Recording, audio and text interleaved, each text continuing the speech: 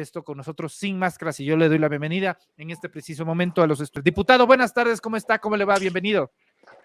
Buenas tardes, Manuel. Un saludo a toda la audiencia de Sin Máscaras mi y querido Reporteros MX. ¿No traemos audio? No, sí tenemos audio, pero como que tenemos una interferencia bastante marcada. A ver, vamos a intentarlo de nuevo. ¿Ahí estamos bien? No. ¿O hay eco?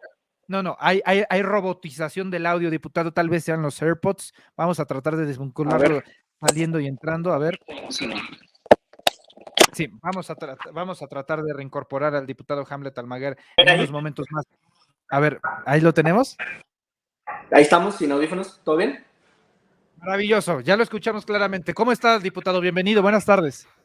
Muy bien, Manuel, pues terminando aquí la sesión de la Comisión Permanente, un saludo a toda la audiencia de Sin Máscaras y de Reporteros MX. Decirles que hemos insistido desde Morena en que para garantizar equidad en la contienda, tanto Xochitl Gálvez como Santiago Krill se tendrían que separar de sus cargos. La Sala Superior emite esta resolución a mitad de semana y la notifica el viernes al Instituto Nacional Electoral. Le da un término de 5 días para dictar lineamientos. Y hace algunos minutos aquí en la permanente, de nueva cuenta, hicimos el posicionamiento, presentamos este argumento y Santiago Krill bajó de la parte de la presidencia de la mesa directiva, estuvo en tribuna y entonces ahí dijo que si en los lineamientos del instituto se exige, por supuesto él se va a separar del cargo y que además, independientemente de eso, si se garantiza que la presidencia de la Cámara quede para una panista, entonces no va a haber ningún problema. Yo le respondí que eso es algo que ya mi coordinador Ignacio Mier, quien además es presidente de la Junta de Coordinación Política, ha manifestado en diversas ocasiones que la presidencia por acuerdo político le toca al PAN, solo que no podría ser ya Santiago Krill. Entonces ese es el entorno que tenemos. Los 5 días al instituto se le vencen el jueves. Es probable que los lineamientos los emitan mañana mismo, Manuel. Correcto, diputado. De hecho, estuvimos viendo la sesión de la permanente bastante calientita. Debo de decir que eso como periodista se agradece bastante, ¿verdad? Pero, en efecto, en algún momento Santiago Krill se dirigió al grupo parlamentario de Morena y dijo expresamente que no perdieran el tiempo en denunciarlo. Si le parece, vamos a escuchar brevemente este fragmento. Estoy haciendo uso de las facultades de la presidencia y de la mesa directiva con plena transparencia. Diputado Robles, no pierda su tiempo haciendo denuncias. Le cuesta al Estado mexicano y tampoco a la Contraloría. Yo le pido que mejor se concentre en sus funciones como diputado. Y hágalo bien, por el bien de su partido y de su pensamiento político. No venga a decir sandeces. Y por otra parte, le digo esto, diputado, los tribunales están ahorita, en este momento en vacaciones, pero lo voy a denunciar por daño moral. ¿Y sabe para qué? Para que el dinero, fíjese muy bien, para que el dinero que cuesta a la Fiscalía General y a la Contraloría de lo que usted ha hecho, el dinero que le voy a ganar a usted en un daño moral, se los voy a regresar para que el Estado mexicano no pierda. Por favor. Y no me tengan miedo, señor López Obrador, no me tenga miedo, le vamos a ganar. Claro que sí. Gracias. Diputado. Bueno, de entrada es milagroso que no se haya puesto a llorar, como a veces acostumbran en conferencias de prensa el diputado Santiago Krill. A ver, diputado Hamlet Almaguer, vamos por partes, dirían en la carnicería. ¿Qué está mal y qué está bien? ¿Dónde inicia el acto de inmoralidad o de ilegalidad por parte de Santiago Krill y Xochitl Gálvez, quienes expresamente han dicho que quieren ser los aspirantes presidenciales del Partido Acción Nacional y si es que hasta el día de hoy pueden hacerlo desde sus cargos legislativos? En el riesgo para la equidad en la contienda, Manuel, porque un presidente de la mesa directiva de la Cámara tiene una estructura muy importante de un equipo de comunicación que está a su disposición, por supuesto, más asesores de lo que tiene cualquier otro legislador al interior del Parlamento, un equipo potente también que lo apoya con tareas de investigación, con la ayudantía, digamos, para lo que requiera. Entonces, todo esto significa el uso de recursos públicos que tradicionalmente están dirigidos a las labores cotidianas que conlleva ser presidente de la mesa. Ahora, si él interrumpe sus labores como presidente de la mesa para dar conferencias, para hablar de aspectos que tienen que ver con sus aspiraciones personales, entonces ahí ya está bordeando este límite que establece claramente el Tribunal Electoral. Entonces, para evitar precisamente cualquier uso de recursos públicos, lo mejor es que quienes aspiran a estos procesos internos se separen de sus cargos. Eso es algo que hicieron los aspirantes de Morena, PT y Verde desde hace más de un mes, pero en la coalición de derecha pues siguen amarrados al cargo público.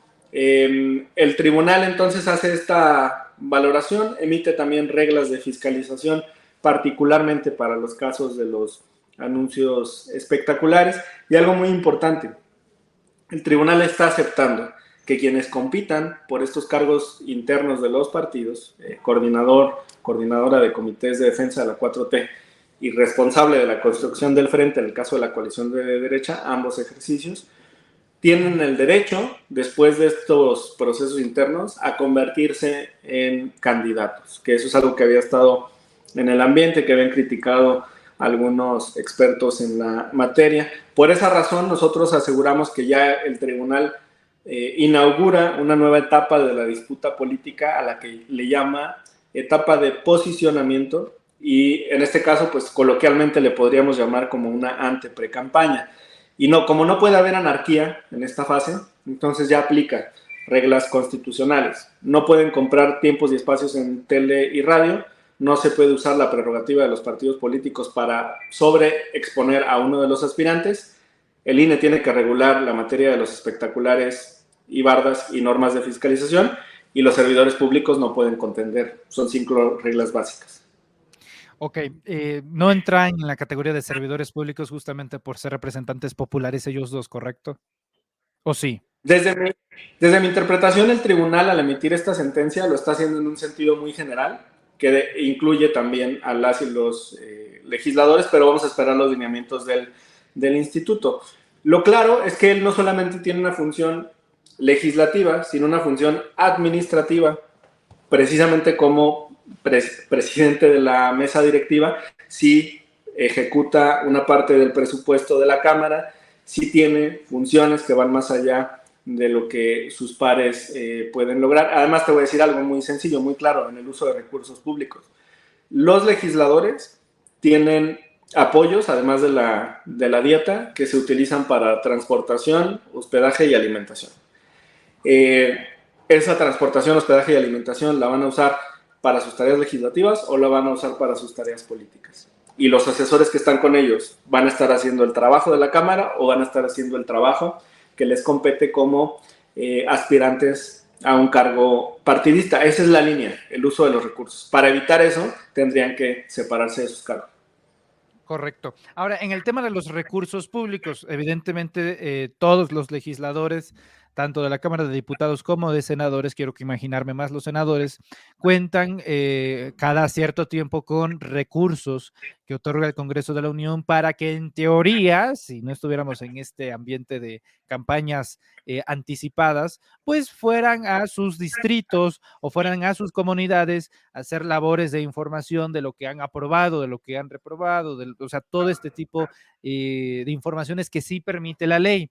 Pero para este aspecto en específico, ¿qué tan lejos puede llegar Morena jurídicamente a través de denuncias de decir, oye, ellos dos están utilizando los recursos públicos que sí les competen por sus cargos de ser legisladores, pero no para el uso adecuado de lo que está dentro de sus facultades, sino para promoverse y promocionarse en vista de una hipotética elección presidencial y en primera instancia la definición de la candidatura interna del frente que ambos tienen. Si hay, ahora sí como dirían los abogados, usted que es abogado, ¿hay litis para ir a fondo ahí?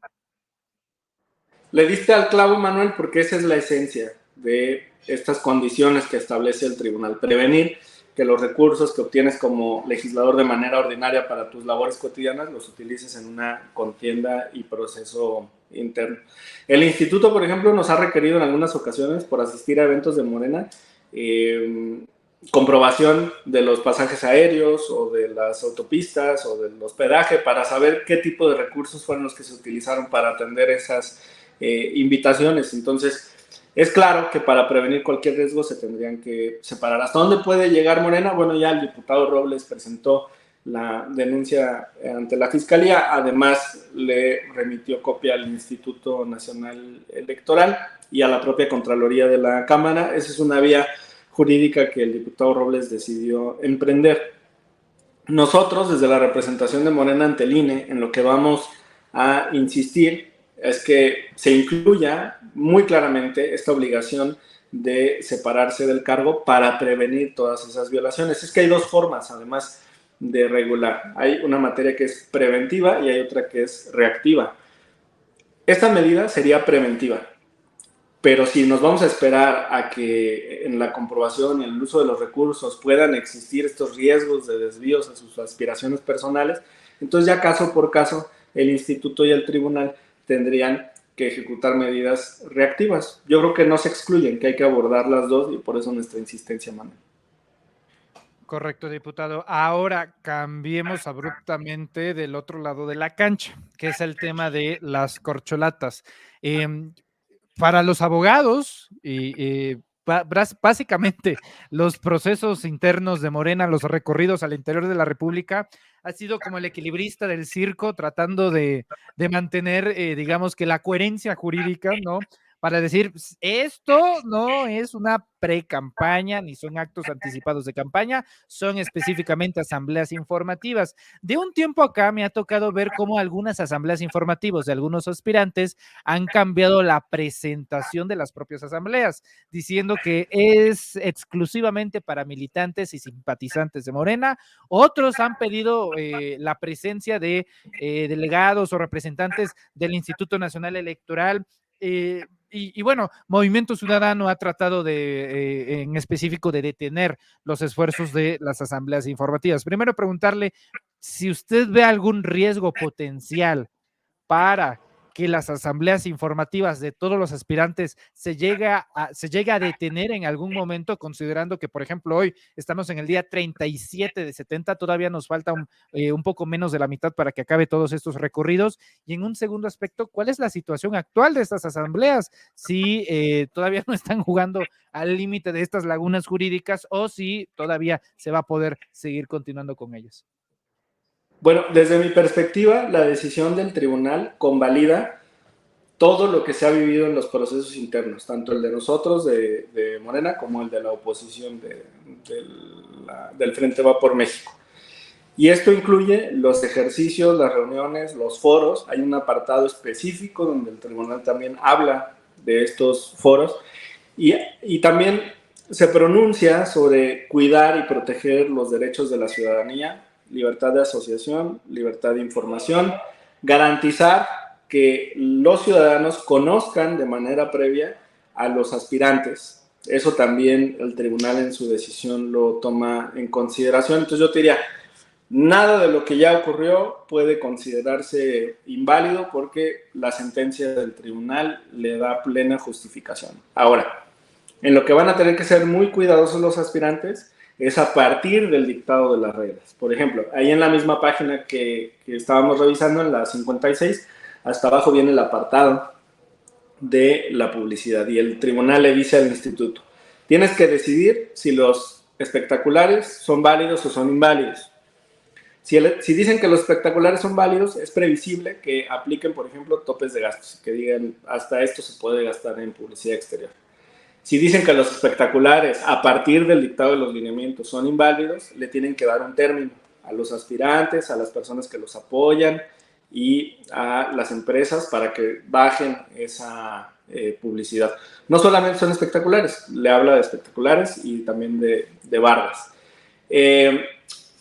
Otra vez insiste el tribunal en que no se puede romper la línea que tú marcaste, que es la de los actos anticipados de campaña y precampaña.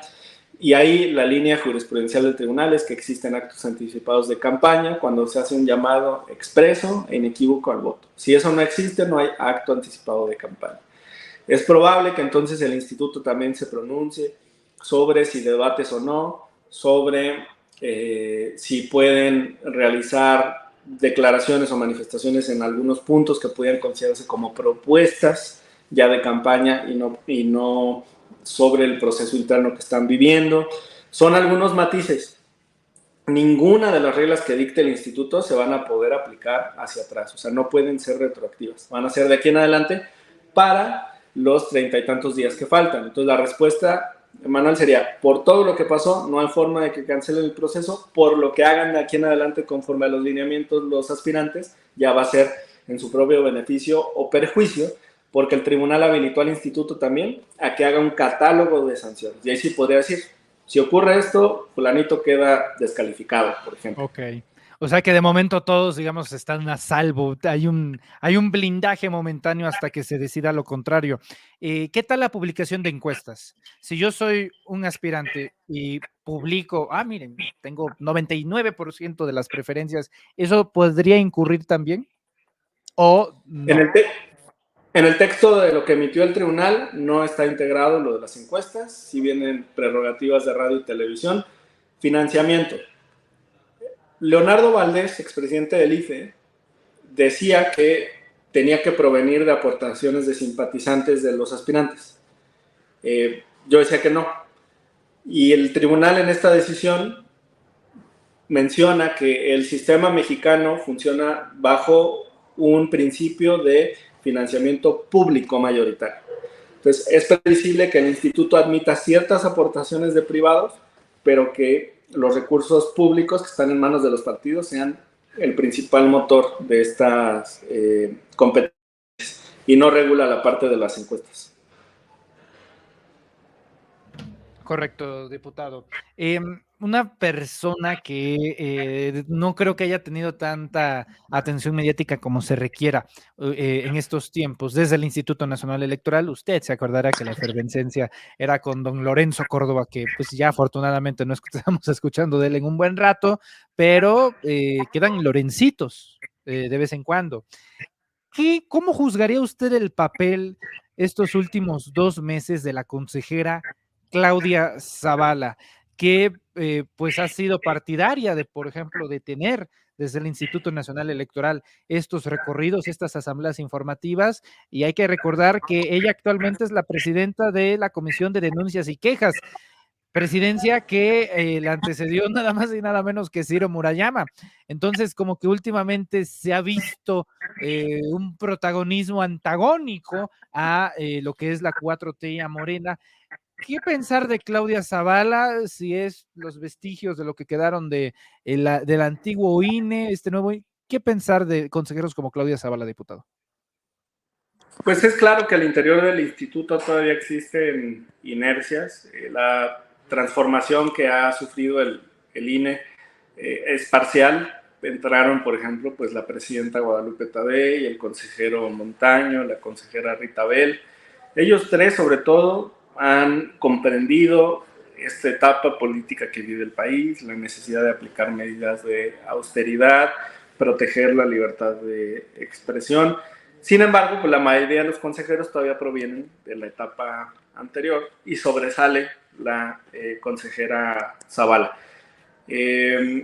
Utiliza argumentos jurídicos para justificar decisiones políticas y claramente tienen la intención de lesionar o de detener el proyecto de transformación. En ocasiones incluso Sergio Gutiérrez Luna y el diputado Yergo también han presentado escritos para que se excuse de algunos debates, para que justifique el sentido de sus votos. Ha perdido muchas votaciones la consejera Zavala por 2-1, precisamente frente a Rita Bell y el consejero Montaño, quienes están haciendo un muy buen papel en el instituto, pero no pueden ellos solos con el proceso. Sé que es urgente que el INE cambie, pero eso se va a lograr hasta que la renovación gradual que está en la Constitución pueda garantizar que la mayoría de los consejeros ya tengan una visión distinta a la que se tenía en la anterior integración. Y es el caso de la consejera Zavala. Correcto, diputada Julieta Almaguer, en la mayoría de nuestras pláticas todas son, digo, obviamente de usted, no mías técnicas.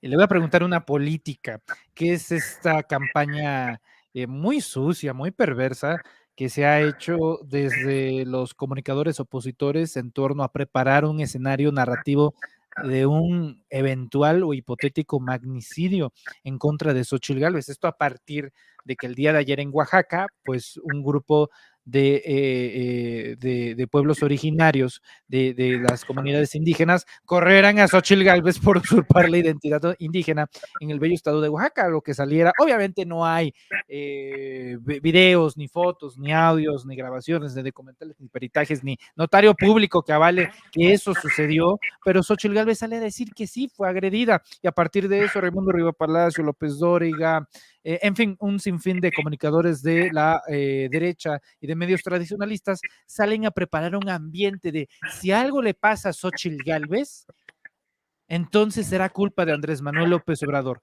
No queremos otro Colosio. Usted está en la permanente, de hecho es muy seguramente, usted acaba de ver a Xóchitl en acción allá en el Senado de la República. ¿Qué pensar de esta situación? Porque parece que ya no hay pudor alguno, ni sensibilidad en cuidar las formas y decir, como diría Krill, sandeces de este estilo. Sí, bueno, aquí en la permanente nada más está Kenia López Rabadán, no está Xóchitl y la senadora Xóchitl. Entonces, pues decirte, la vía de Morena es una vía pacífica, es una transformación pacífica de la vida pública del país. Por supuesto que el pueblo de México tiene la libertad de expresión, pero nunca ha llegado a un tema violento, con todo y que los gobiernos neoliberales, por supuesto, le han generado mucho daño a la población. Es cierto que en esa libertad de expresión hay momentos en los que recriminan por lo que se ha hecho en gobiernos anteriores, pero yo no veo ningún momento que vaya a cruzar la línea de la violencia. Al revés, quien ha reprimido es la derecha. Los gobiernos del PRIAN son los gobiernos que han sido opresores, los gobiernos del Movimiento Ciudadano también. En Morena pues se tiene esa línea ideológica de permitir la discusión, el debate. Bienvenidos los que quieran contender, los que quieran participar, solo que obviamente al subirse al ring, a la contienda, pues están aceptando las reglas y están aceptando que la ciudadanía tiene que enterarse de todo lo que ocurre en torno a estos personajes. Y hasta este momento creo que es lo que ha sucedido con Xóchitl Gálvez. No veo de ninguna manera que existan indicios de violencia, y mucho menos para que se haga estas aseveraciones que son irresponsables en el marco actual.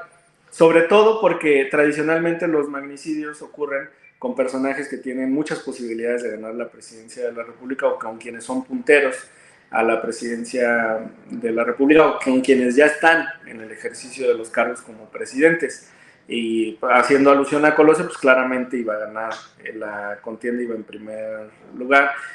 Si hablas de Kennedy, pues era el presidente en funciones. Incluso en la historia más reciente del país, el homicidio de Torre Cantú en Tamaulipas, fue precisamente en un momento en el que era el puntero para ganar la gubernatura del estado. Entonces no veo como por qué eso sería aplicable a alguien que claramente no está en una posición segura para ganar la presidencia de la República, y menos por la doctrina política y la ideología de Morena. No hay ninguna circunstancia o indicio para eso. Diputado Hamlet Almaguer, yo le agradezco mucho, como siempre, que nos tome la llamada y que sea muy generoso para platicar aquí en el noticiero de Sin Máscaras. Ya hace un buen rato que no lo hacíamos, pero ya de vuelta por acá, y esperamos que, como siempre, sea todavía más seguido. Muchas gracias, Hamlet. Te pido, por favor, que nos compartas tus redes sociales para estar atentos de la cobertura informativa, que va a estar todavía bastante de que hablar en la sesión permanente. Te encargo ahí, por favor, que pases unos pañuelos cuando cierto diputado se ponga a dar conferencias de prensa. Gracias, querido. ¿Dónde te podemos encontrar? Muchas gracias, Manuel. Me encuentran en Twitter, Hamlet-Almaguer. Hoy publicamos una columna en Milenio sobre este tema de la sentencia del tribunal. La vamos a estar compartiendo también en redes sociales. Que tengan muy buena tarde. Gracias. Un fuerte abrazo, Hamlet. Es Hamlet Almaguer.